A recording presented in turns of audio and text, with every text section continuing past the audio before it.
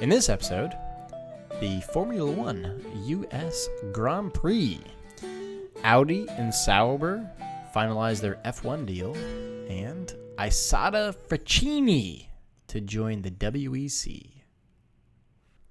Welcome to episode 129 of the We Are Auto Show. What's up, Derek? Mr. Michael Rao, I have been in Kentucky the past weekend. Did you happen to see any racing? I had been in Sarasota, Florida working, so no.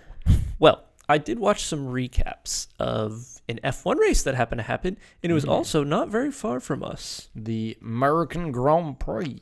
In good old Austin, Texas. Yes, Tejas. Yes. So, if you would, strap up them boots and don that cowboy hat, let's talk about what happened here. Fair. Yes. In Austin, Texas, the championship had already been decided. So what's the point of racing? Yes, the Drivers' Championship is already done. It's done. Max Verstappen won. Completely done. What was remaining was the Constructors' Championship. Yes. It was basically done. And it's done. It's done. Yes. Spoiler alert, Red Bull won. Yes. But let's talk about what actually happened in this race. Okay. To kick it off, there were shenanigans. Lap 1, turn 1. Mm-hmm. And it was between a Mercedes and a Ferrari. Yes. It was between... Ooh, we're actually looking at it right now. Yes. We're looking at George Russell completely punting Carlos Sainz in the Ferrari. He did that. Yeah, he just dove straight into him. He did that.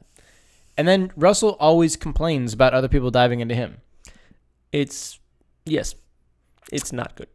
He's developing a bit of a reputation for doing that, I'm feeling. A Mercedes reputation? What?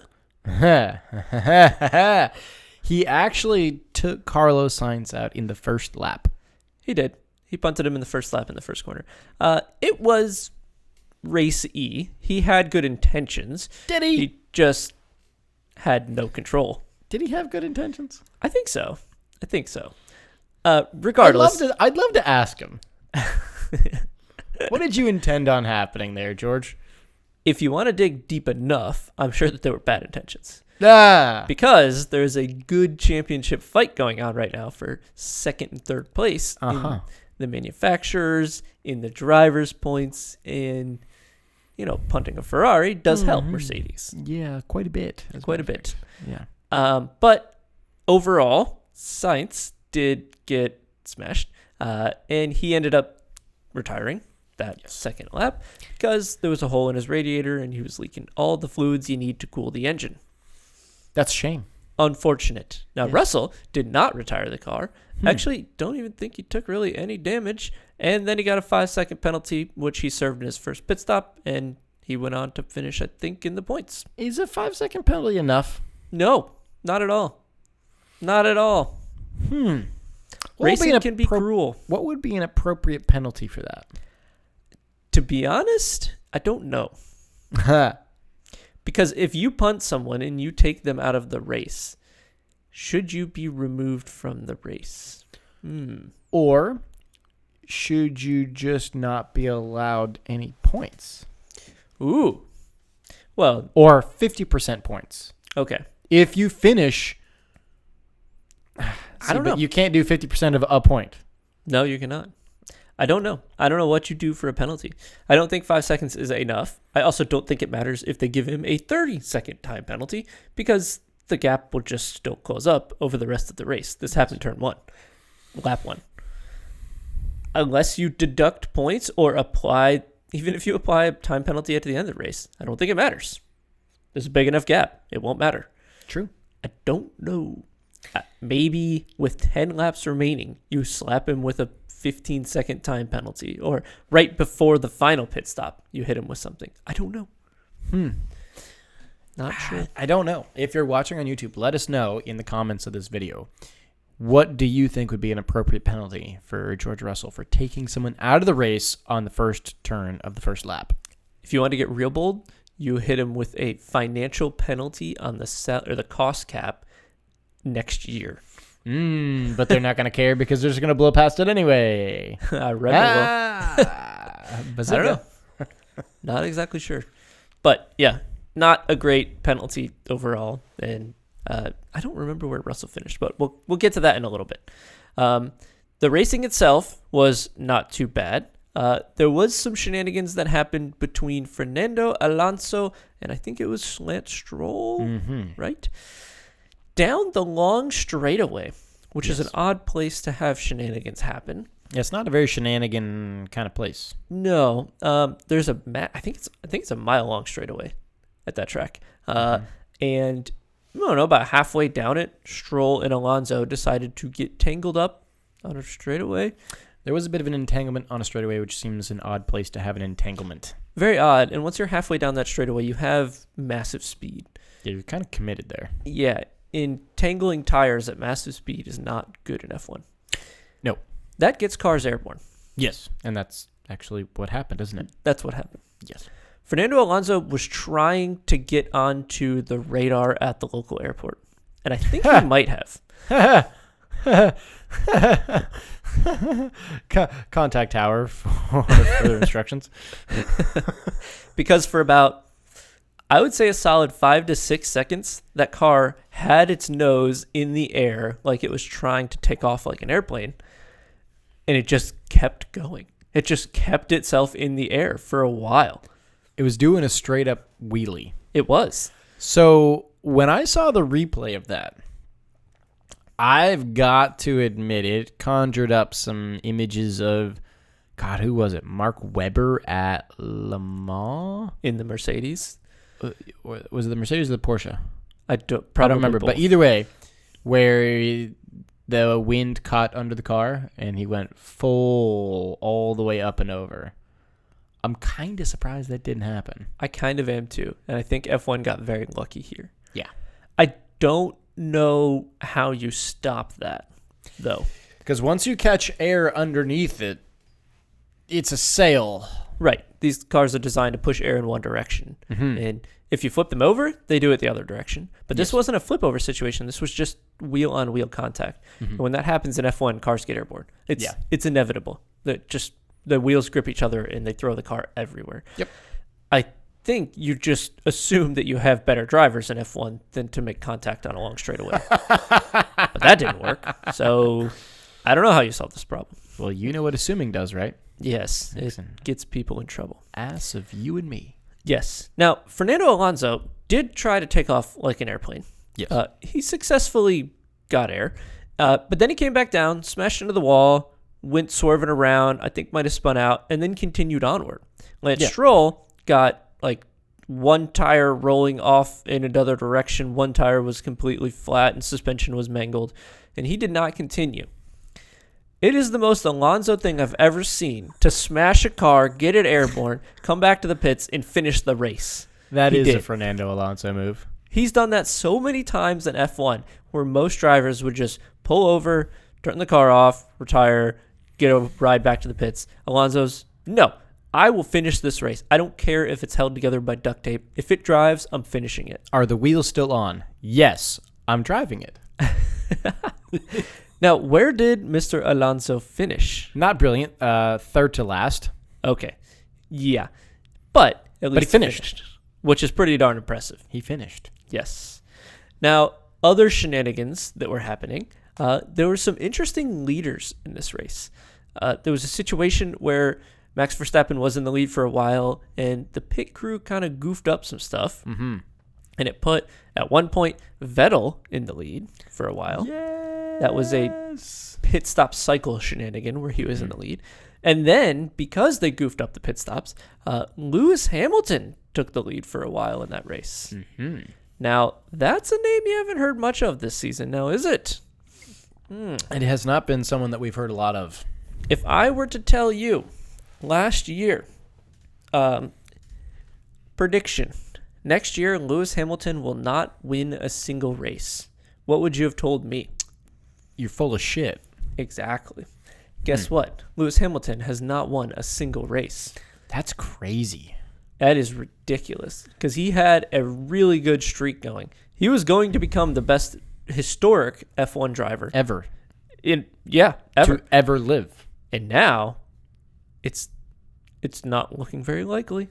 He just dropped off the face of the earth. Yep. From a points perspective, from a wins, from a laps led, from everything. He's just gone. Podiums, just gone. Pretty ridiculous. But in the end, Red Bull did indeed take the win. Yes, they did. Max Verstappen took the win, passing Lewis Hamilton with, I think, under 10 laps to go, which was pretty sweet. And that also secured the Constructors' Championship. And now we have no reason to race F1 anymore. Correct. Constructor champion, driver champion, it's already done. It's done. Now we're just battling for the first loser. And who might those manufacturers be? Do you happen to know? I can absolutely tell you. I know to lead, currently leading, obviously, Verstappen and Red Bull. Red Bull won the Constructors' Championship. I believe that second is Ferrari, and then third is Mercedes. Mm-hmm. But what is the point differential between those two? Red Bull 656, they're way past everyone. Yes. Ferrari is 469 in second. Mercedes is 416, 416 in third. Okay, so around 50-ish points between the two. 45, 50 points, yeah. Okay. That might actually be something kind of worth watching, but to be honest, I don't really care that much between those two. Yeah, it's the first loser. Yep. We're battling for the first loser. And no one really wants to see that in racing. I will say, though, the second and third place, second, third, fourth, and actually fifth place, evens. Oh, wow. Okay. So the drivers, apart from Max Verstappen, are still kind of close in terms of points. For second place, you've got Charles Leclerc with Ferrari at 267. Mm-hmm. Third place, you got Sergio Perez in the Red Bull with 265. 2-point differential there. 2 points. Yeah. Whoa. And then you go to fourth place, you've got George Russell in the Mercedes at 218, so 218. Then fifth place, Carlos Sainz in the Ferrari at 202. And then Lewis Hamilton in the other Mercedes at 198. So that mid-pack battle is close. Yeah, the first loser is close for the battle. Who wants Right. to win the first loser award? Okay. It's worth money to them, which is good, and a better place in the overall finishing. Mm-hmm. But still, it's I don't know. Yeah. It's not first. It's Not not great. the championship. Compared to what happened last year, it's almost meaningless. Yeah, it's dumb. Yes. So who were the first three finishers at this race? Top three. You On the podium? had Max Verstappen taking the win. You had Lewis Hamilton coming in second. Then you had Charles Leclerc in the Ferrari coming third, followed by Sergio Perez in the Red Bull, then George Russell, then Lando Norris. Those are top six. So McLaren sixth was the first of the top three teams that finally got up there. Mm-hmm. Okay. It was almost your average F1 race without air traffic control getting involved. Yes, correct. We have Yes. we have a small plane taking off from Austin, Texas now. Yes. And I believe that we have an F1 race coming up next weekend, correct? We do. We'll get to that here in a minute or two. But yes, Okay. stay tuned. There is more F1 coming. All right. Let's move on to some WEC news. Before we do, I have some more F1 news. Oh, that's right. I have some F1 news concerning a certain German manufacturer, Audi. So we knew Audi and Porsche were looking at plans to get into F1. The whole Porsche Red Bull deal kind of fell to pieces. Porsche wanted a stake in Red Bull. Red Bull said, nah, I'm good. So now it's really just Audi who is got their real foot in the door here. So a little bit of news from Audi. Not that anyone really cares about this one here, but Audi has confirmed that they've reached a deal with Sauber. And Sauber is a legendary racing, I guess you would consider them a manufacturer, but they manufacture more things like chassis and things like that, right? So Audi will supply the power plant, and Sauber will build the car, essentially. Now, is Sauber currently in F1? Yes, but not under the Sauber name. Sauber is currently running under the moniker of Alfa Romeo. Oh, I see. Yes, so Sauber is running. They're just not called Sauber. They're called Alfa. Okay. So they're actually gonna stay as Alpha for the rest of this year, obviously. Then in 2023 as well. But once we hit 2024, Then they're going to go back to being called Sauber. Okay. So the Alpha team will be gone. It'll just be called Sauber. And they're still going to use Ferrari engines in the Saubers for 2024 and 2025. Then in 2026 is when Audi and Sauber are making their little love affair. And the engine will be Audi. The car and the chassis and everything else will be Sauber. Yep. So apparently development of the Audi engines already started. They've already started developing the engine for a 2026 deployment, which is, we are 2022, according to my watch right now. 4 years? Apparently they need a lot. What? Yeah, apparently the development of Audi's power unit is already at its facility in, I'm going to try to say it, Neuburg on Donau, I think. And they've already got 120 Audi employees working on the F1 power unit. Already.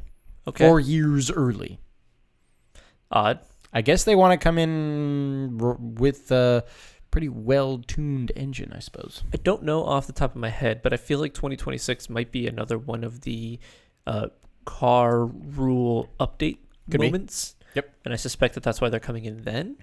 Probably. But it still feels odd to me as to why Audi is getting involved in F1 so much. Yeah, I don't see the reason why they would do it. Do you? Honestly, no. I mean, I'm a German car enthusiast, so I'm excited to see him. But at the end of the day, I just hope it doesn't. Well, we already know it's taking away from other circuit racing, such as endurance racing. But yes, I don't know. It just seems like F1 isn't Audi's meal ticket. No. Audi's meal ticket should be top class endurance racing, LMH, LMDH, GTP. So for those listening with acronyms that I've just lost you, those are the top. That's the top classes in IMSA, the International Motorsports Association, which is what we watch here in the US.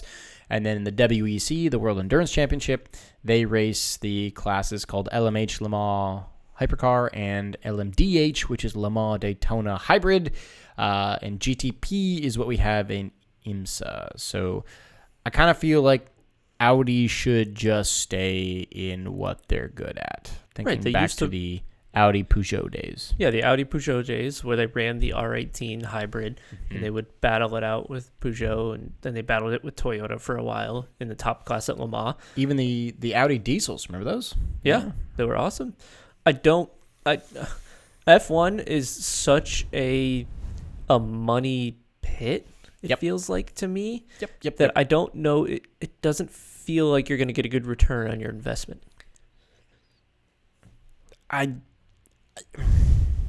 Here's what I worry.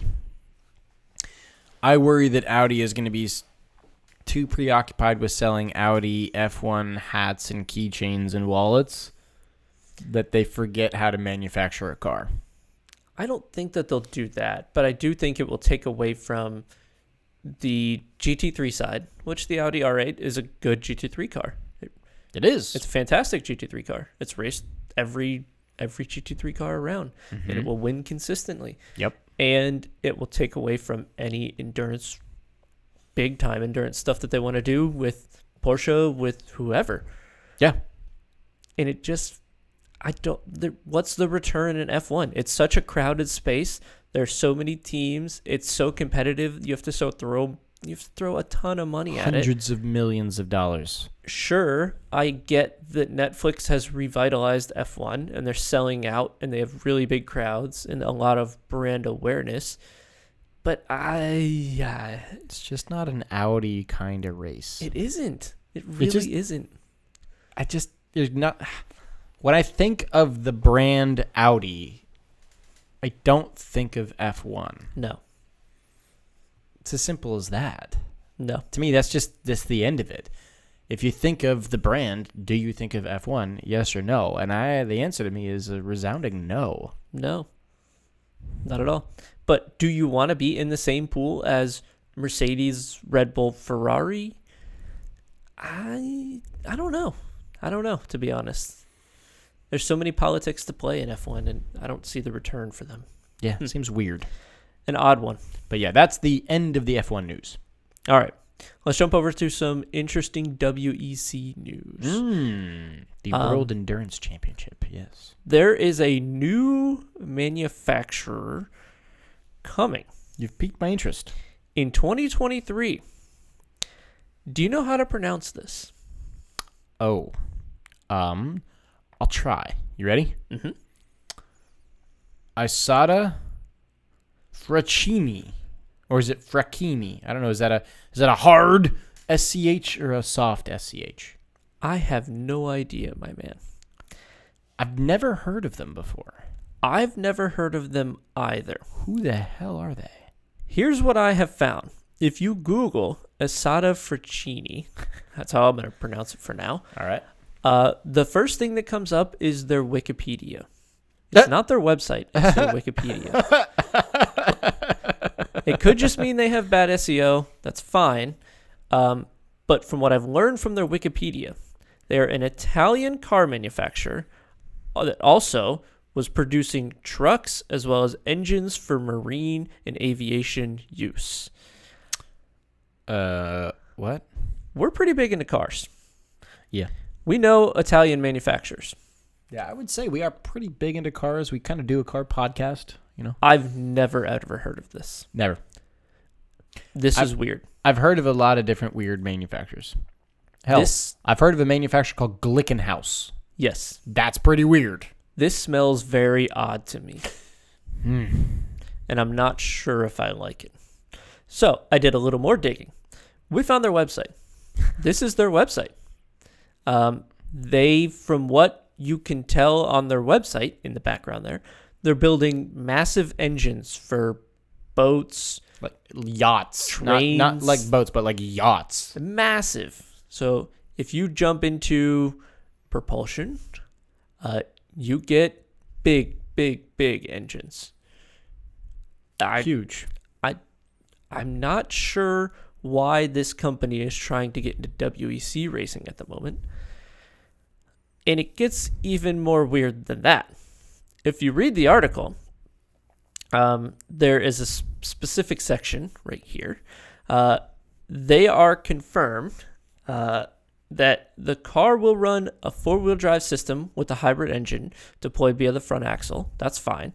Now, where it gets weird is the selected internal combustion engine is now confirmed as a 3-liter V6 from a still unnamed German OEM supplier. German. They're Italian, meaning they're not supplying the engine for this. Well, hold on. Let's think of some other times that some Italians and some Germans got together. Okay. You ever heard of a little company called Lamborghini? Have you heard of a car called the Huracan or even the Gallardo? Mm-hmm. They're brilliant.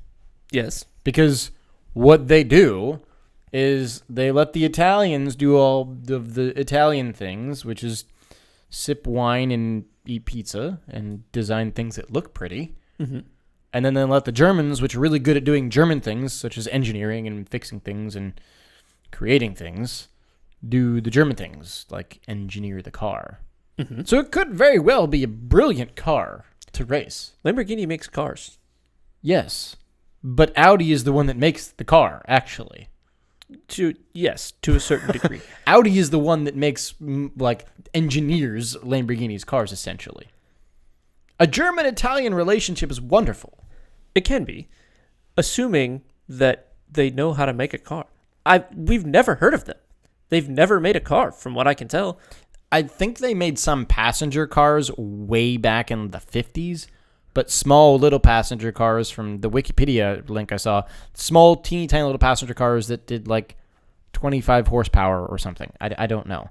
I don't know how they transitioned from going to making, in the 50s, teeny tiny little, nothing, little, small, little econo shitboxes to making giant internal combustion engines that fit inside of a barge. I don't know either. How do you make that jump? They are trying to get into the WEC in 2023. They will not be in IMSA because there's no way they get homologated because they don't have a road car that they're selling. So that's not possible. If Glickenhaus can't get homologated into IMSA, there's no frigging way that Isotta Fraschini is going to get homologated in IMSA. Are you kidding me? There's no way. But apparently they're trying to get in at Spa, which is the race prior to the Le Mans 24. And this is the 100th running of the Le Mans 24. Yeah, this is a big Le Mans this year. It is a big Le Mans. So does this smell of international money funneling into Italy to try to scramble together a team to try to win Le Mans? Yes. Yes. I think that's what's happening here. Yeah. Will they have a shot? No. No. No way Not in hell. even remotely close is this car going to get anywhere near even the top third of the field. Will it finish? No. Probably not. It won't finish. I'm going to go ahead and say it right now. I'll bet you $1. Here's another question. I'll bet you Will $1. it start the race? That's a better bet. That's a better bet. I bet you $1 it doesn't. Man, I want to take that bet. I bet you $1 it doesn't. Your take on it. All right, deal. All right. If it starts Le Mans, I owe you $1. I need to find out how to finance this car for my $1. Okay. Yeah, you're going to do anything to keep your $1. Yes, I am. I want your $1.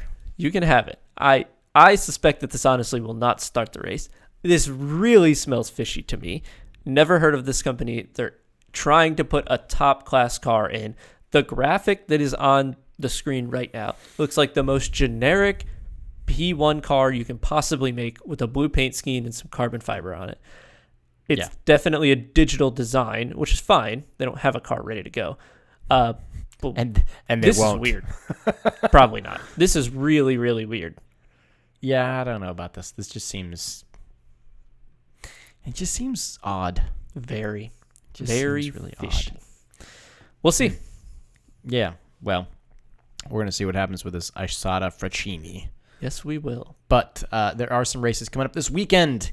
If you want to watch racing this weekend, your options are Repco Supercars. You ever heard of that?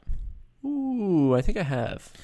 Repco Supercars is what is now Aussie V8 Supercars. Ah. So Aussie V8 Supercars, their name changed. They're now called Repco Supercars. But the Repco Supercars Boost Mobile Gold Coast 500 is racing this weekend at Surfers Paradise Street Circuit. And I believe they just did the Bathurst 1000. I Now believe go they to did Gold a Coast. couple of weeks ago, right? Yeah. Then, if you want to watch some more racing, there's some open wheel stuff. There is Formula One at Mexico, the Mexican Grand Prix. So I guess that we would call that Formula Uno this weekend. Right. Then, if you want to watch some good old boys, NASCAR is racing as well. NASCAR is racing the Xfinity 500 at Martinsville Speedway this weekend. This is a cutoff race for the playoffs, I believe. I believe that is correct. So the top 4 drivers of the 8 remaining in the playoffs will continue on to the final race of the season, which I think is at Charlotte. Can't remember where. Somewhere. But yeah, it's what you have to look forward to this weekend. NASCAR, F1. If you're going to watch F1, it's 4 p.m. on Sunday. Is it? 4 p.m. Eastern. Ooh. Yes, because it's in Mexico. I may actually be able to watch that when I You get home might. from work. You might. That would be good. And then some Aussie V8 supercars. Yeah. All right, so that's going to wrap us up, episode 129. Thanks so much for watching and listening. If you are watching on YouTube, please leave a thumbs up, a comment, and don't forget to hit subscribe. If you're listening on audio, please leave us a 5-star rating and a review on your platform of choice, right? Your Apple and Spotify and Google and all that. Don't forget to follow us on social. Facebook is We Are Auto. Instagram is WeAreAuto_. YouTube is We Are Auto. And our website, which is absolutely amazing, it is weareauto.io. Go ahead, check it out, and catch some of your favorite past races. So again, thanks so much. Catch you guys on the next one. Peace.